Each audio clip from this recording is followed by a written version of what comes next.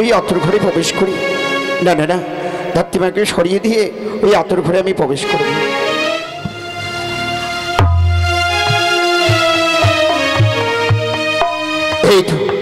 এই তো আমি বাছারা ললাটে লিখন লিখবো।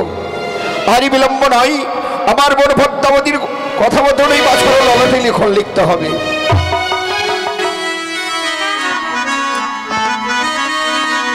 ও লিখনি লিখিব বাছার ললাটে,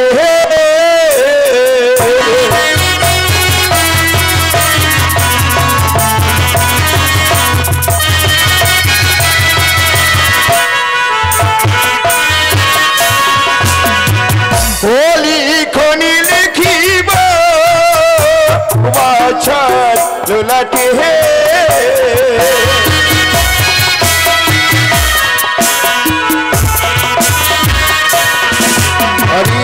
মন লিখিব লিখিব এখন রাইতে পাহাড়ে লিখ,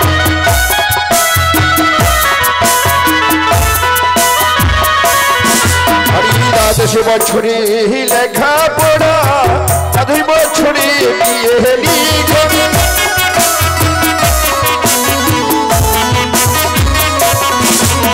বিয়ে নিয়ে মৃত্যু হবে বহুবাসর ঘরে,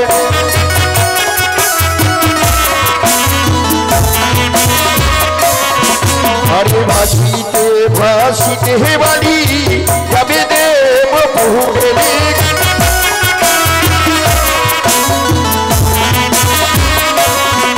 আরে দেব পুরে গিয়ে বাছা প্রদান ভাবে,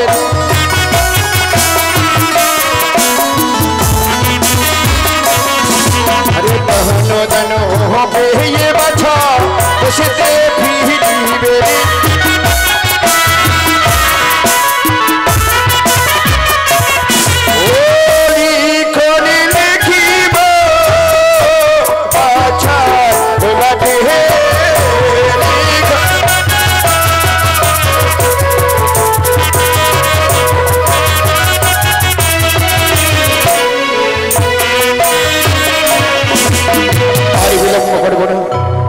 বাছারে ললাটে লিখন লিখা হয়ে গেছে।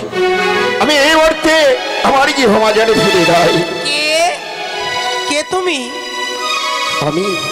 আমি বিধাতা ধাত্রীমা। কি আপনি বিধাতা? হ্যাঁ।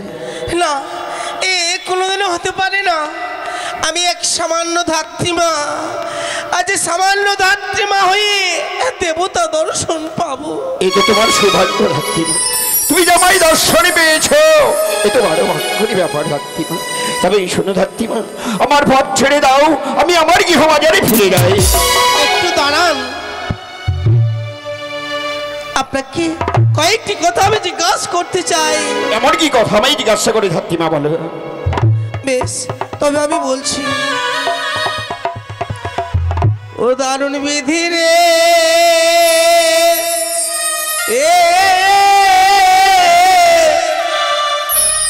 কিলা কলিলে কিলে বাছারি ললাটে,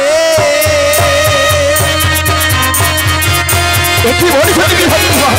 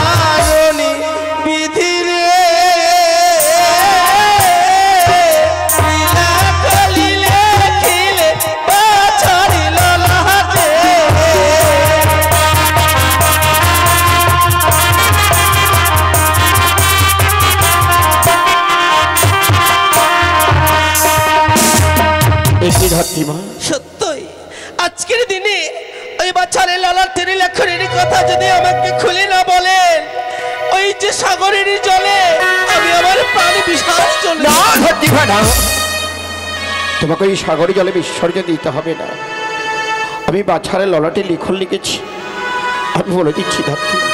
বেশ, 12 বছরের মধ্যে লেখাপড়া, 12 বছরের মধ্যে বিয়ে, বিয়ে দিবি তখন সেই লৌহ বাসরি ঘরে ভাসতে ভাসতে যাবে সে দেবপুরে, দেবপুরে গিয়ে আবার ফিরে আসবে।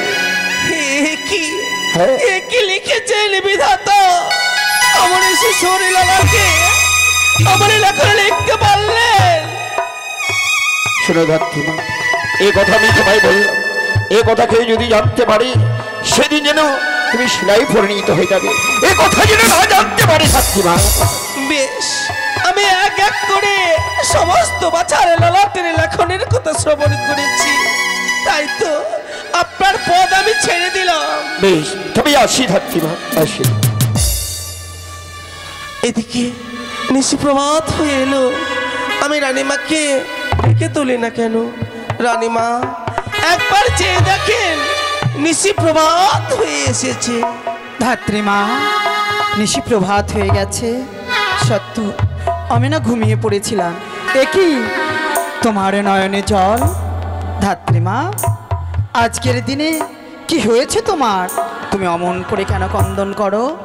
রানীমা, ওই খোকনের দিকে তাকিয়ে আগের ছয়টি খোকনের কথা মনে পড়েছিল বলে আমার চোখে জল। মা না, সে মিথ্যে কথা বলছো তুমি। তুমি হয়তো এক এক করে 6টি সন্তান হারাবার পর আবার আমি এই খোকনকে কোলে পেয়েছি বলে হয়তো তুমি আমার সাথে ঈর্ষা করছো। না, অমন করে বলবেন না মা, অমন করে বলবেন না। ধাত্রীমা, তবে কেন কেন নয়নের বাড়ি বরিশান হয়? বুঝতে পেরেছি, শুধু আমি মা নয়, তুমিও তো মা, তাই না? মায়েদের সন্তানের জন্য মন খারাপ হয়। সত্যি বলেছেন মা। তোমায় কটু কথা বলেছি, তুমি আমায় ক্ষমা করে দিও। বেশ মা, বেশ। চলো আমরা অন্তপুরে যাই। তাই চলেন।